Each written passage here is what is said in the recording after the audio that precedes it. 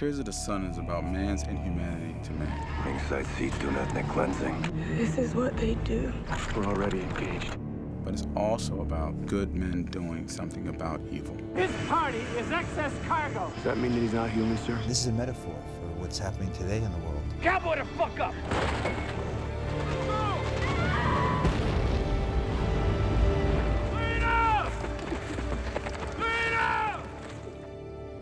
How do you do the right thing and still maintain your humanity?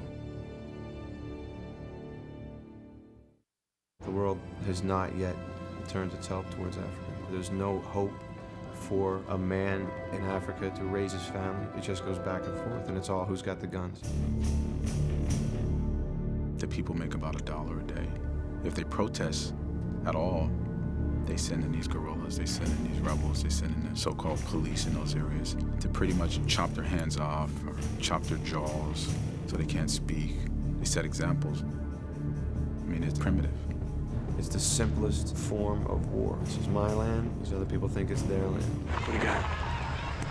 Ringside seats do ethnic cleansing. I haven't seen much about it, and it's almost like the Holocaust of Africa. How can they do this?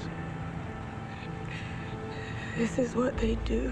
What this movie is based on, like really bringing people's attention, awareness to what's really going on. There are horrible things in this film. Look at your word, motherfucker. We never took the edges off of it. This is what the film's about, the harsh reality of what tribal warfare looks like. If my people have been killing your people for centuries, you're not going to set that aside.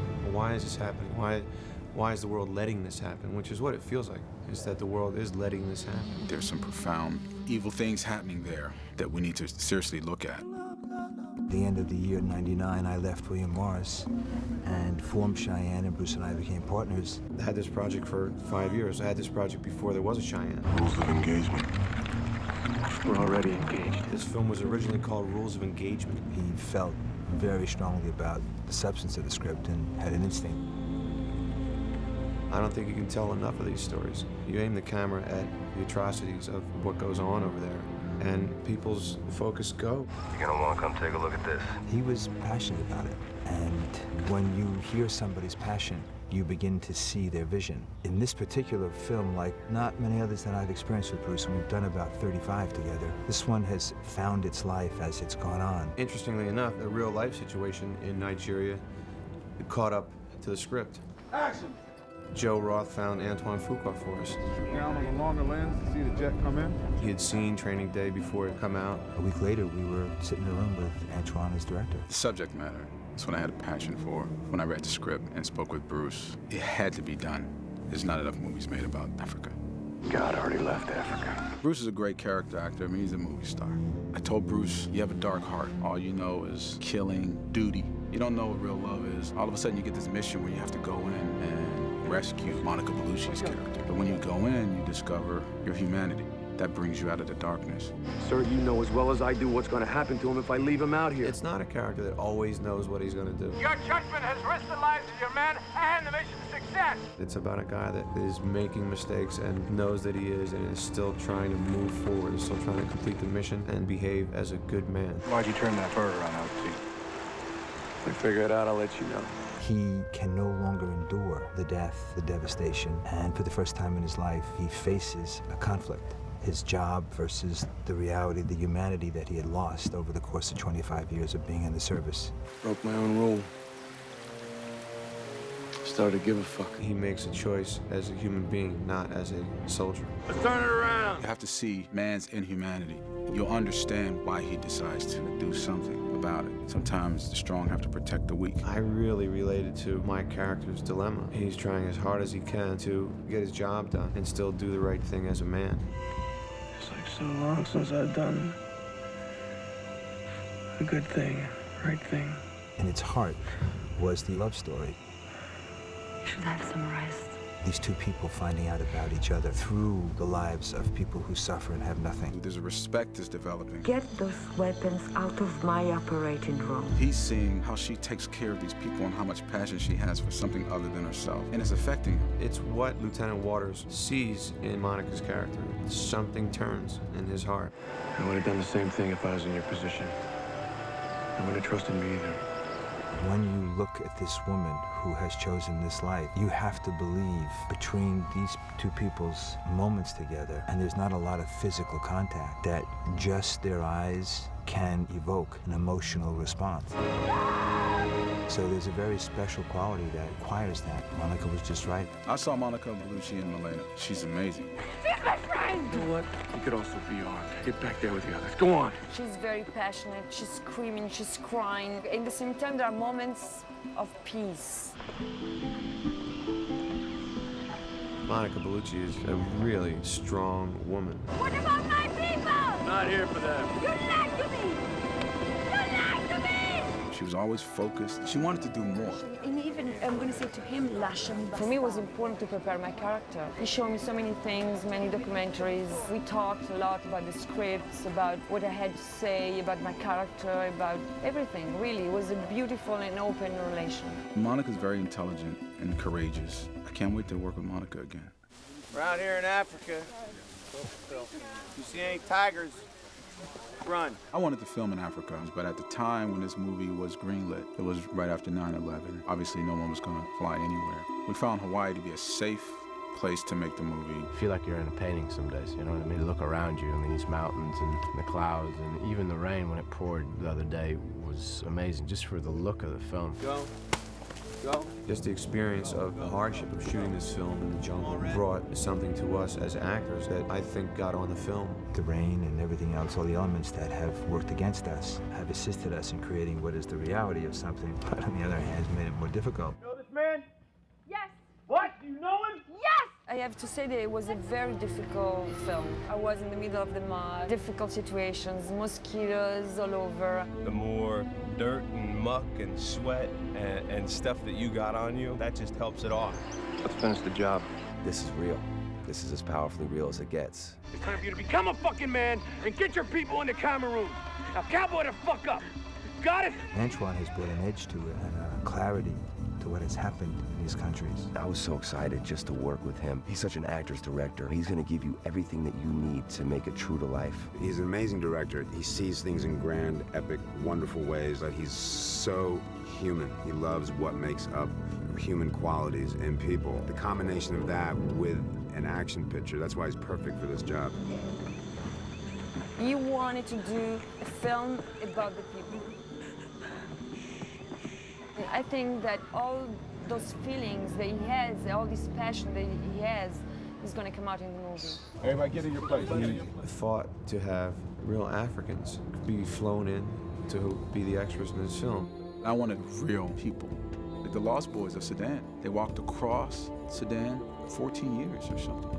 They traveled in a pack of 65,000. That was from ages 2 to 13. The oldest was 14 years old at that time. They really went through horrible experiences in their lives, and you can read that in their faces. There's almost nobody on this set that you can talk to that there isn't a story of how we have congregated in the United States of America. There are moments when it's so real that they break down. The memories that just are never ending. When I see that, I mean, that's just wrenching. Looking down at a village that is burning and hearing gunfire is beyond movie making for a lot of us. It just triggers stuff. There's an older gentleman, his character's name is Alpha. He lost all of his family, and he lost them in a way that is very much emulated in this story. Just hearing the gunshots and coming into the village, he just started weeping. He couldn't help himself. Just these guys watching what we were doing just shook them up so much because it was so much like their own story. That in turn moved us, and everybody just bonded in a way that I've never really seen happen in a film. The Navy SEALs are anonymous. They go in and they do these jobs that nobody else could do or want to do. Gentlemen, you appreciate you've been hopping out there, but we're going to have to put you back in. SEALs are an elite combat force.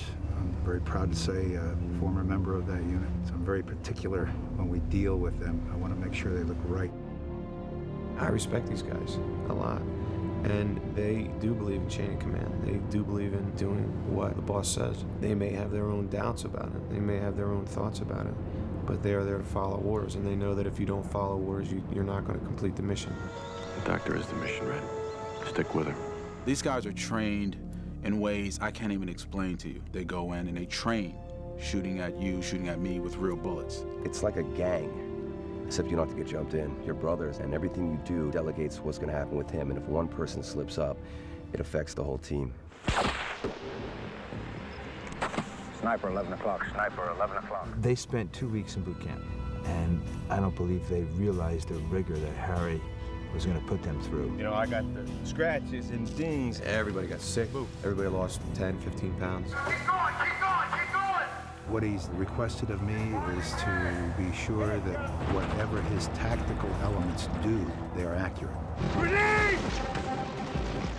Typically what I do is concentrate on the skills that are required for that particular project. We don't try to make them ninja soldiers or sailors overnight. So if we know they're going to handle certain types of weapons, that's all we'll work with them on. If we know they're going to use certain types of field tactics, that's all we'll do with them. Silent and quick. Gold team, on me. It was a boot camp in one way, but it wasn't like the get down and give me 20 kind of thing. It was much more meticulous than that. We would do maneuvers and transitions of weapons, all specific stuff on how they work as a team and how they function as a team. Everything on their backs is real. They are carrying an enormous amount of weight, otherwise it wouldn't be believable. We all chose to carry exactly what real SEALs would carry. So we're running through the jungle with 65-pound packs on our backs. We're just whipped at the end of this thing. We learned a lot. It was a rush course on SEAL tactics, but also SEAL mentality of how you go about doing your job and what it is that you do. Harry encouraged us to get into the mentality of this is your man. You pull him through. Even if he gets shot and dies, he's coming home.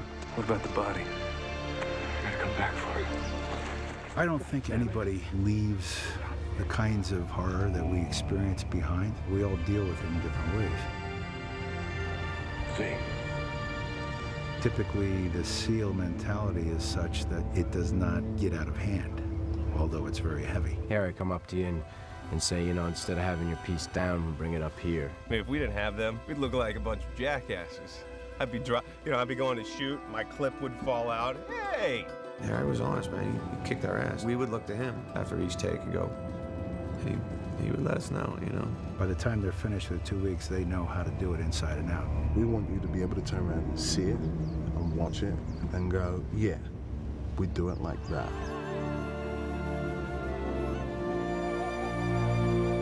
I think this film has several responsibilities. For me, the first one is to bring awareness to problems of Africa, the suffering of the people. But if you can give them something as well as entertain them, then I think you're actually achieving more. The point is to listen and to hear some of these people's stories who have come out of here and need to tell the world what is going on. It's not our responsibility to explain the behavior of people. Our responsibility is to perhaps depict it in a way where there's a truth to it and not to necessarily answer why. What I hope comes out of this film is an awareness of the suffering of the Africans in the rivaling nations. And selfishly, on my part, I want the audience to see what SEALs really are, how professional they are, and how human they are. Every story about the military, about people defending other people, should be told. We're sitting here today because of the guys who gave their lives in World War II, simply because they knew what was right and what was wrong. Once you get the red clay of Africa on your feet, you get the fever. You can't help but to care about the children and the people.